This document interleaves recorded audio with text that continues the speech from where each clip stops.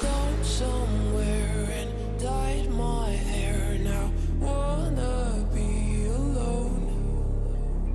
It's much to bear and you don't care, and I wanna play alone. I got you in my sight. I keep all the words you said to me. I get you, get you, get you, get you on your knees. Rewrite all the things you said that I should be. I'll get you, get you, get you. Now you'll beg me, please. Hey.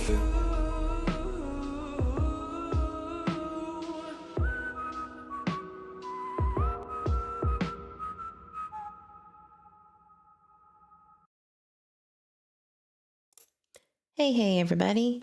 Hope you can hear me okay. Put a 1 in the chat if you can hear me. Testing. Today is July 27th, 2024. 3 years. 3 years that Michael Vaughan has been missing. And there is a little bit of an update that I can give you from a multitude of different sources, but definitely J.D. Huff from Fruitland PD, who is the chief of police, has given an update-ish. Some things haven't changed at all, but there is a little bit of a difference this time in the wording, meaning they're more confident, it seems, in their thoughts of what happened to Michael, but they're still actively investigating Michael Vaughan's disappearance. And we'll get into why I think that they have a more solid, it just feels like there is more confidence backing up what they've believed. Right? Let me say hi to everybody before we jump right in. It's been wild on these YouTube streets. I mean, you think that I would be out of these, out of the dumps, right? But I love the dumps. I like dumpster diving sometimes, and I will not deny that I am a fallible human being who likes to go into these communities in YouTube and just kind of observe, right? It's kind of like a train wreck.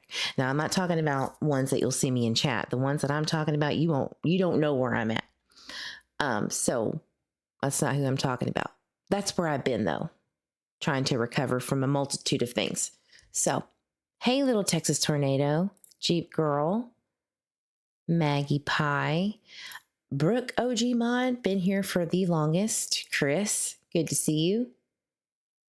Deal you whoopoo. Miss Rubug, long time no see. Glad you're here. Who else we got? Carrie, you better behave in this chat, Carrie. But good to see you, love. And if I miss anybody, my apologies. Go ahead and hit that like button while you're here. If you're watching the replay, hit that like button. It's free. Because this is about Michael Vaughan today. Very important content that I have covered for Michael Vaughan in the past. Now, I have not been everyone's favorite cup of tea or cup of joe or flavor of whiskey, if you will, on this case. That's okay. That's all right. What matters is that people need to be aware of what's going on currently in Michael Vaughan's case, right? There's not a lot of updates that come about. So that's what we're just going to stick to that, plus with a little bit of information that I know of that you wouldn't get anywhere else. So let's just go straight into the words of J.D. Huff on the Fruitland Police Department's page.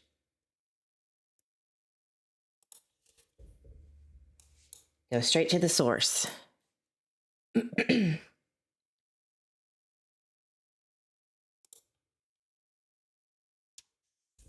Here we go.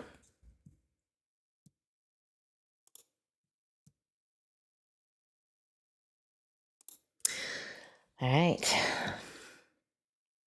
Update 7/27/24. Michael has been gone for 3 years now, and the case remains very active. While we have already submitted our case to the Payette County prosecutor, our primary goal is to continue our efforts in solving this case, finding Michael, and thoroughly following up on every tip and lead by using every investigative tool at our disposal. As such, the National Center for Missing and Endangered Children, whom we partnered with shortly after Michael's abduction, has developed an age progression photo and made it public, despite the possibility of confusion. Listen to that. Despite the possibility of confusion, we find it necessary to make the photo public as an additional resource in the search for Michael, who is yet to be found.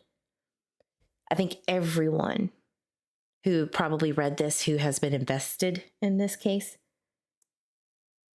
had to reread that, like me. All right. Hey, Cyber Ninja, Sip and Shine, Curse of Curiosity. Good to see you guys. Roxy Place. So, I'm glad you're here, Curse of Curiosity. Really, honestly, I am. Because I might have a question for you, and I'll let you know when that is. Okay. So again, despite the possibility of confusion, we find it necessary to make the photo public as an additional resource in the search for Michael, who is yet to be found. So let me just finish it and then we'll go back to that. That's very important. We believe we have a firm understanding of the events that occurred on July 27th, 2021, when Michael went missing near his home around 6:40 to 7 p.m., allegedly, all right? But it ultimately depends on the Payette County prosecutor to assemble the case and move it forward. It ultimately depends on the Payette County prosecutor. He makes the decisions, Mike Duke. The Fruitland Police Department is thankful for the community's unwavering support and encourage those who have information that may help us recover Michael to reach out to us. That's all I believe. I believe they'll take any tips, right? Of course they would. But I'm thinking that is exactly what they are wanting. How can we find him? So that we can move forward with those charges, right? So tips can be sent to the Fruitland Police Department at 208-452-3110. Tipsters, may remain anonymous at findmichael@fruitland.org or to Crime Stoppers at 343cops.com. Future updates will be released on this page as they are available. MissingKids.org poster is here for Michael Vaughan. And his age progression photo is here. Please do not manipulate this in any way, shape, or form. Do not put logos on top of it and share it amongst anyone at all on social media or in your community. Leave it alone. Leave it be and share it. That's it. Hey, Rocco.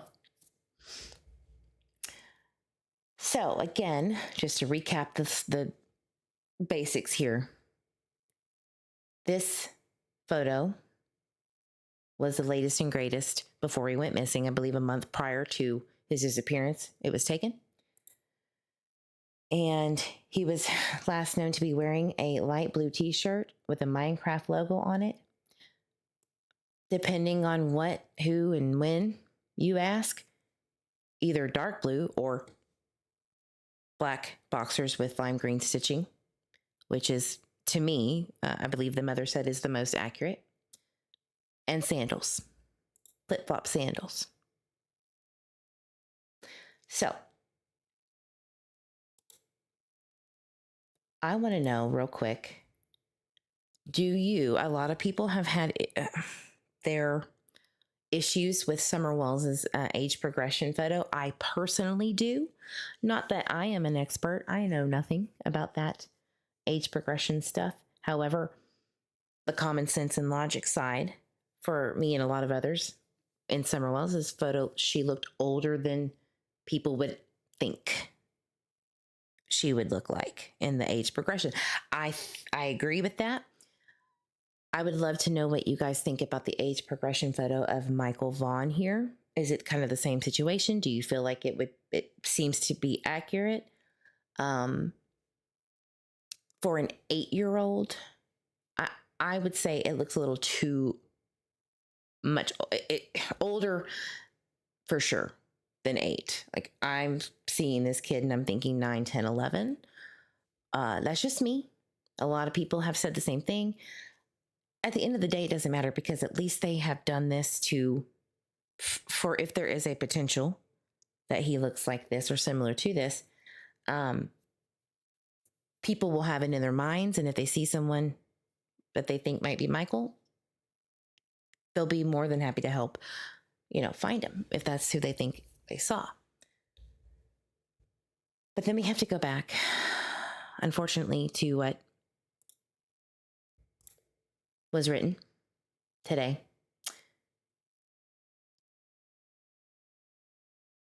Despite the possibility of confusion, we found it necessary to make that photo public as an additional resource in the search for Michael. And you know what? This is what I'm going to say. My feeling on that is, because they have a firm grasp, in their words, right?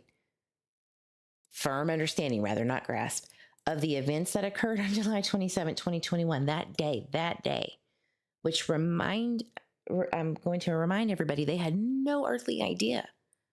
At least the first 6 months, they had no idea. Said from the families, said from in December of 2021, when they had the radio, Mr. Miller, I can't remember his first name, they did a radio show at a car dealership, and people were calling in that were from the community, and that was, government within the community and leaders. And they said there was just no sign, nothing at all. No direction of travel, nothing. But now, currently, they have a firm understanding of the events. So events meaning multiple situations, not just one, right? Not abduction and then boom, right? There are layers, as Mike Duke said, whenever he said, we got to charge it. And I was like, what do you mean it? You don't charge things, you charge people. And that whole outrageous thing. Hey, Ruby Rose.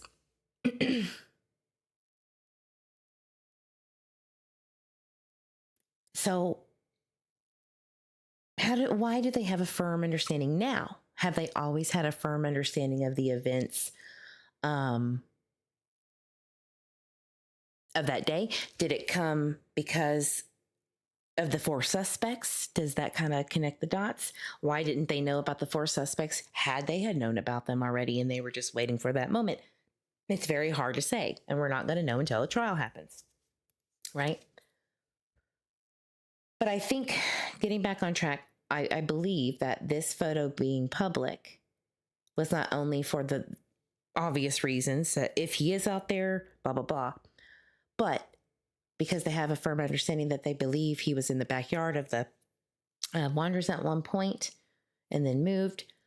It's to grab at either the heartstrings of someone who knows something, to the perpetrator or perpetrators, to get more tips and to get more information as to where to find him.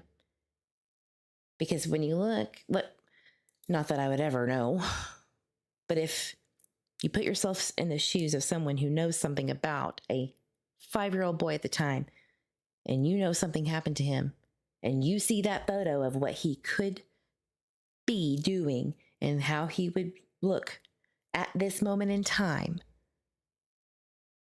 I think that it might have a chance, at least, of pulling some heartstrings and making someone feel bad enough to talk or start rumbling or start mucking up because they have some sort of issue with this, right?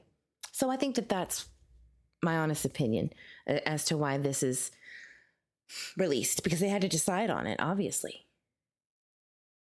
Summer Wells's photo came out 2 years, to the day, I believe, or right after that. This one took a little longer, 3 years, not 2. So maybe there was some issues with, I don't know that. I'm just speculating on that. But that's just my feeling from the wording of J.D. Huff. Let me check him in chat before we move on. It's 3 years. It's really heartbreaking because I didn't think we were going to be here. I really thought that it would be on the way to having someone charged or the perpetrator charged or something. I feel like we're just stalling. But 70% accurate. I can't go more than that. Yeah, that's where I probably draw the line of 60. But, I don't know. We don't really know. We're not professionals unless somebody else has some knowledge on age progression. But hey, Mr. Eve. Yeah, he looks older than 8. That's how I feel. But I think that it is like Curse with Curiosity said earlier in the chat. It's enough to where you could at least keep that in your mind, right? And if you did see, Michael, it would connect the dots. I do believe that. I mean, that's just me.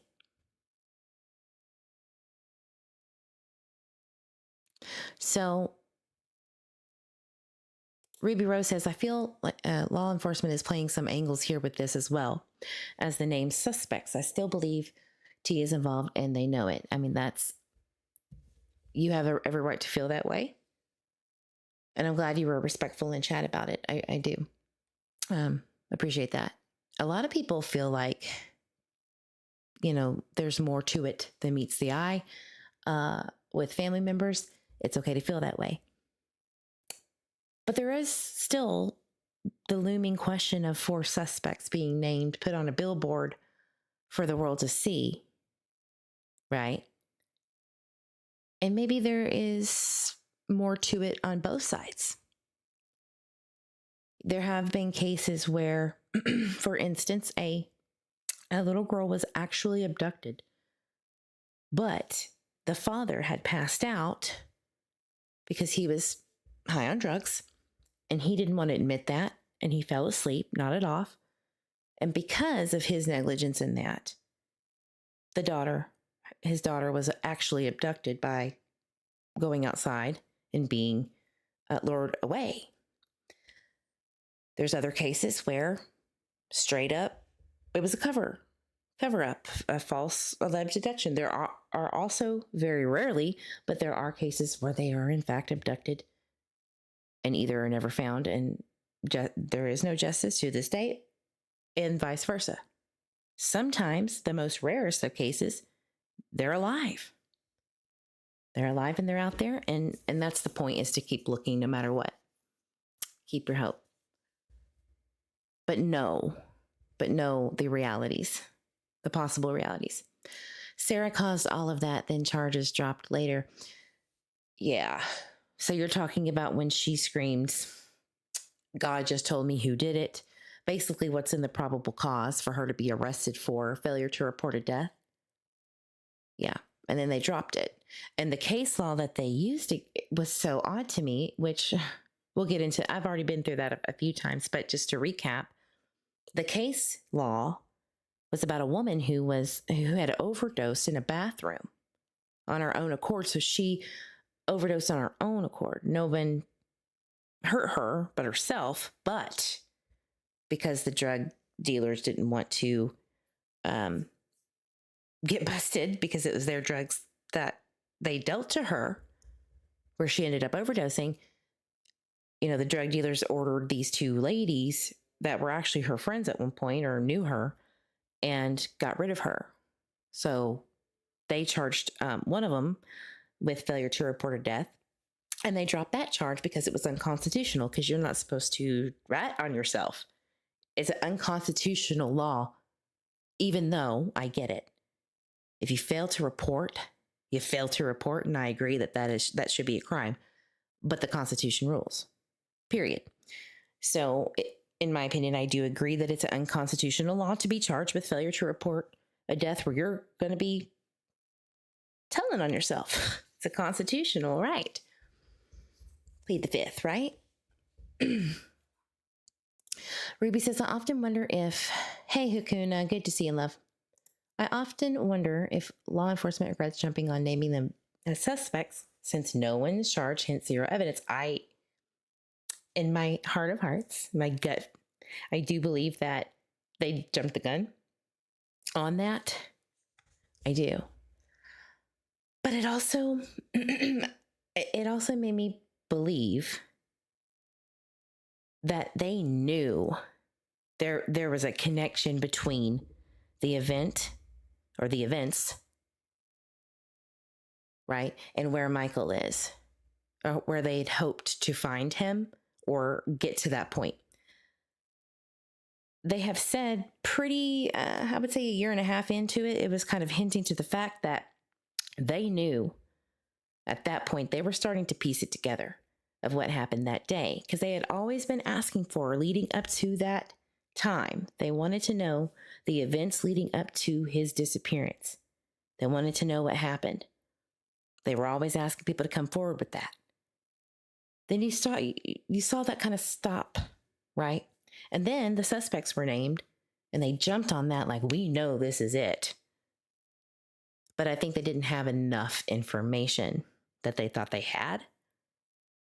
And I do believe that it is coming slowly, potentially. Could be wrong. I do believe they jumped the gun, though. And I do believe that they were fighting with constitutional rights being violated in Idaho, which is not unheard of. I'll tell you that. I do believe they were fighting that at some point because of what I've seen in some documents, we'll say. That's just where I'll stop with that. Lit incense for MJV. That's awesome. I did that earlier, like a candle thing. I have blue candles. Yep. I did the same. It did make them look a little sketch. That's for sure. So, what about Stacy Wandra, Sarah Wandra, Brandon Shirtliff, Adrian Lucene, the 4 suspects? Well, Sarah is still in prison. She's still sitting there riding out her sentence until, I believe, 2026. February of 2026 is when she is eligible for parole. And then we have Stacy Wandra, who's in jail for violating probation release terms.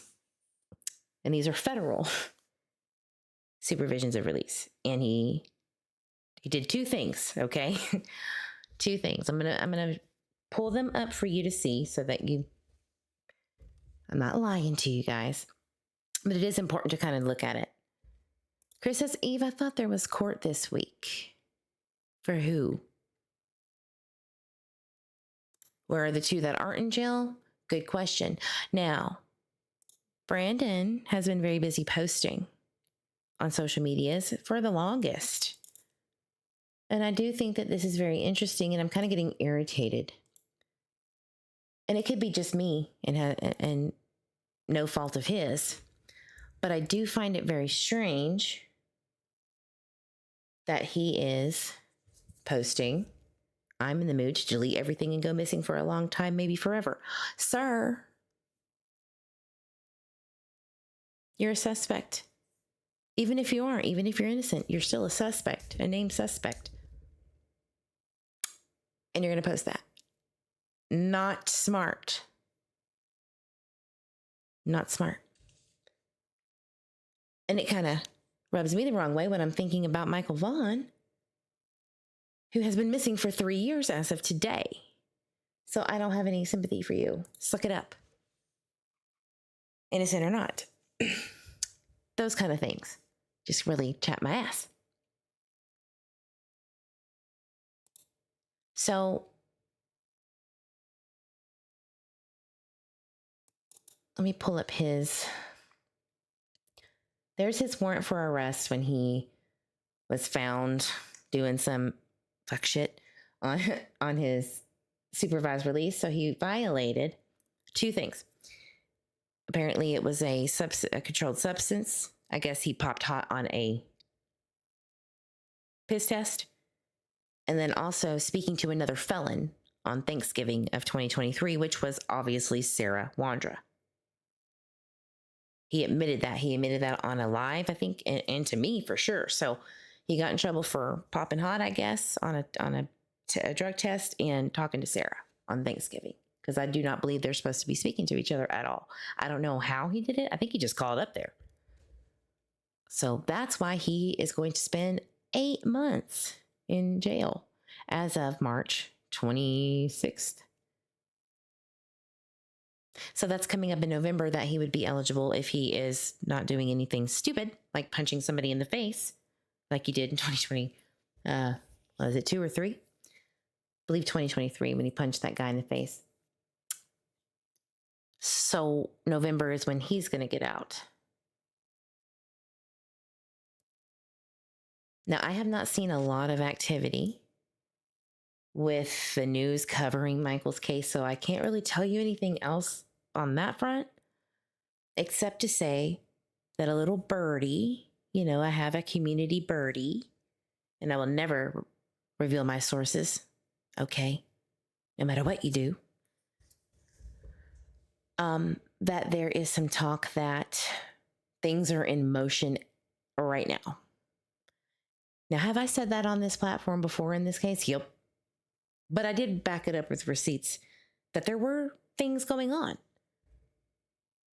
because I request the 911 call logs when necessary, and I've shown you guys things along the way. But I'm not just talking about things are moving in motion like another one of those situations. I'm hearing things are really amping up. People are getting lawyers. Paperwork's being filed. Okay. People are hearing actual movement in the legal sense. So there are things going on beyond just another rabbit hole lead that didn't get the police anywhere. I think this is the beginning of the end for real this time. I really do. And hopefully, once I can get into diving more into this case again, I will obviously update you guys. I have always said that Halloween has always been a thing for me in this case, where I always feel like around the Halloween time, something big happens. You're just sitting there calmly eating your Cheerios, and then wham, there's an update in the Michael Vaughan case that takes everybody by surprise. I've always said that. And I stick to my story. Wow, it's been a long time. It has. It has. I remember jumping into the case in March and April of 2022, and then taking it to YouTube in April and moving forward with that. It has been a very long time of worrying, wondering. And I'm sure, obviously, nobody cares about that. And why should they? Because the family is the one that needs the answers. The family. So let's take a look at one thing that I did see in iCourt today.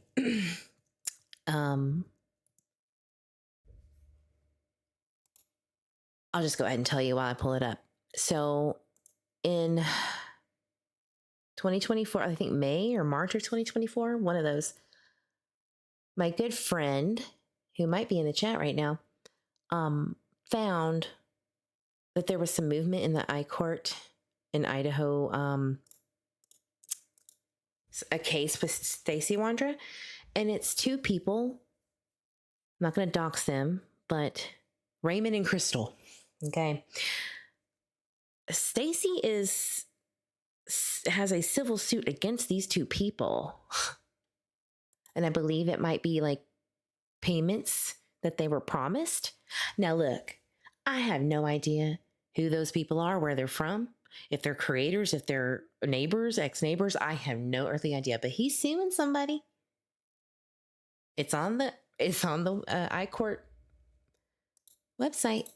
And I don't know what that's about, but I thought it was very interesting that he's suing somebody while in the jail, in the Fed, actually in Ada County. That's where he's at. So I don't know anything about that. Thought it was interesting. I think, let me look and see how much it's supposed to be for. If you want to look at it yourself, case number is ZV01-24-08225. Go look for yourself. It is in Payette County. Yep, Stacy plaintiff vs. Raymond and Crystal. Small claims court filed May 14th, 2024. And I'll just put this up here. Regarding permission and partial payment of court fees. Summons issued and filed on the 28th of May. There was a summons that was unserved, and that's where it lays. I do not know anything else. So, there you go. I guess you can sue in the jail. You have a lot of time to look up how to do that, I guess. Pop off. But I don't know why. He needs commissary money. Well, I bet he does. Everybody does. Amen. This case has broken my heart. I will never be the same as a human being because of, especially Michael Vaughan, but also many, many others that we have covered, because it keeps getting worse and more mysterious and more unsolvable. And I don't know why in the age of technology that's the case. I think it boggles everyone's mind, because you can't track a child that the only people that know the whereabouts of a child are a family or a parent and the possible predator, whoever that is, who harmed that child. Very hard to track that, especially when they're young enough to not have technology on them, like a cell phone or Apple Watch or whatever it may be. It's harder to find out what happened. Still find it interesting that Brandon Shirtliff's mom's family owned that green cemetery. In Leodore. Where Diorca, is that where he went missing at that? I didn't know. It does change something inside you. Absolutely. I agree. Oh, and never be the same. Especially when you have such little information, and your brain will definitely overrun yourself with all of these different scenarios. And then I couldn't imagine the family and how they feel and process that. I could not imagine. I'd probably die of a heart attack, to be honest with you. What else do we have? Oh, there was a news article that kind of gave more information about JD Huff's quote unquote interview. I don't know what interview he had and with who. I guess it was just like the media off the record, but there was something he said.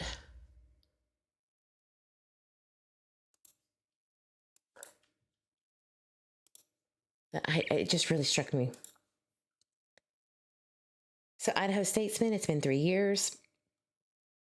Oh, damn you, Idaho Statesman. Did you do it through a paywall? Really? Really? Oh, I was going to get really upset on that one. Okay, so as a 3-year anniversary, listen here.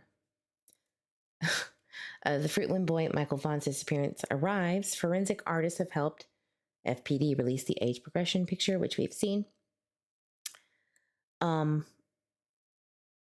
already know that. So we're doing everything we can to get this case solved. Michael has been gone for 3 years, and the case remains very active. Our goal remains to follow up on everything and use every investigative tool. We don't want to leave any stone unturned, which he said from the beginning.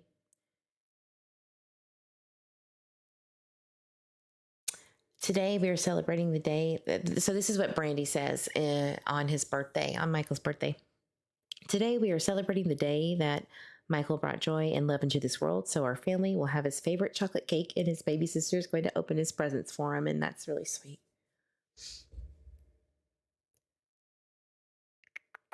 We know that our images are an important tool, says Nick Mick, in the search for missing children, and we hope that the age progression photo helps lead investigators to find answers about what happened. And again, how could that be if they think that he is presumed dead? Well, tugging at somebody who knows something, tugging at the heart.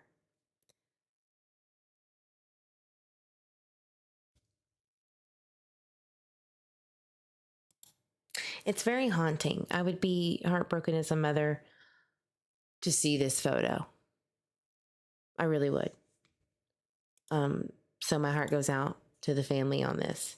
Because could you imagine somebody showing you your missing child's photo of what they could be? Heartbreaking. No matter what you think or feel, heartbreaking.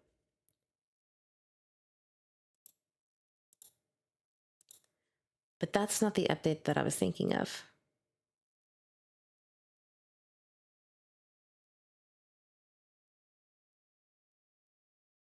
Was it Argus? Maybe it was Argus. Was not Argus.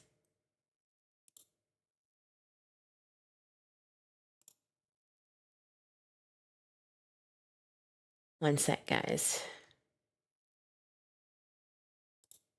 I do not like listening to big country news because they muck up those articles.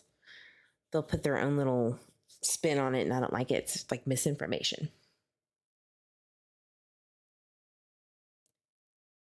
Well, I will look at it later. At the end of the day, I will say this. Mike Duke, the prosecutor for Payette County, who has the control over how this, how the criminal charges are brought and to whom, right? There was something interesting that happened earlier this year.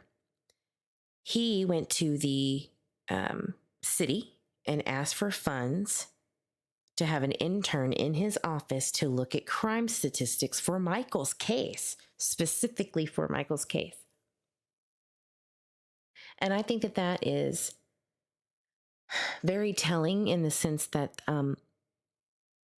I think that they're trying to find activity to show where Michael is at this moment, wherever he was put or placed. I think that that is what he was wanting to invest in. He was wanting to invest in software that kind of gives crime statistics. And I'm thinking to myself, me and a few other ladies already did that. If you want to get some of our Excel spreadsheets, because we did. I mean, we sat there and requested every single call log you could think of, 911 call log. And there are a lot. There was pretty much an estimated $4,000 a month of crime 911 calls in Payette County. 4,000. And we requested from May 2021 all the way to now. So just think about all of that data, going through everything, trying to figure out what was going on without being too intrusive in people's lives, because they don't deserve that. But at the same time, there's a missing child, right? You do anything for them. So hit me up, Mike. Hit your girl up, because I can tell you exactly where the crime was. Not about Michael necessarily, but what was going on in that neighborhood and what was going on around it. And from afar as well. Caldwell, New Plymouth, Oregon, Ontario. Hit me up. But in all seriousness, I'm glad that he is investing in Michael's to find him. That's amazing. So they are working at it. Obviously, they are still trying to find him. They're not just waiting for the tip like we all thought and felt for a while. So that's good. I wish I could say my whole theory here, but I won't accuse without proof, right? And that's a hard lesson, right? It's a hard lesson, because even though you might not feel like I'm going to say this person is innocent or guilty, and I've tried very hard not to say one or the other, but you hint at it, right? No matter what, you're going to be accused. So either do it all the way with your whole chest to what you think, or not at all. Just words of wisdom from me. The whipping post of Michael Vaughan's case. Lenny, oh, no worries, son. I'm glad you're here. So I wish that I could give you some bombshell information, but there isn't. And we're not really going to get that until that charge or charges are brought forth. I do believe that it's not one-sided here, though. I stand on that 100%. I don't feel like it's going to be, it's going to be a collective effort of parties from all sorts of sides, in my opinion, on what happened to Michael Vaughan. I believe that whatever happened and whatever took place for his abduction, whatever state he was in when he was abducted, I believe that there are multiple players in this. Absolutely will stick by that. I just don't know, and we will not know what or who that is. It's impossible to know. But I really hope that there's not a fourth year that we have to go over this information. I really don't. For everyone, for Michael, for family, and for the public, and for the community. And to know what happened so that they can do some preventative work in the community. And so that investigators can learn from the case. The FBI, the DOJ, all of those authorities learn from these things, but not the unsolved mysterious cases. That's important too. So everyone, blue hearts for Monkey in the chat, please. Everyone, send your love and thoughts and prayers to the family and to the community and to law enforcement, because that's what they need. They deserve that. And Michael deserves to have his case covered peacefully, right? So please do. All right, guys, much love to you. Justice for Michael Vaughan. We will find him and he will be brought home. Have a great, great weekend. Drink your water. Hug your babies. Hug those fur babies. And I'll see you on the next live. Bye, everyone.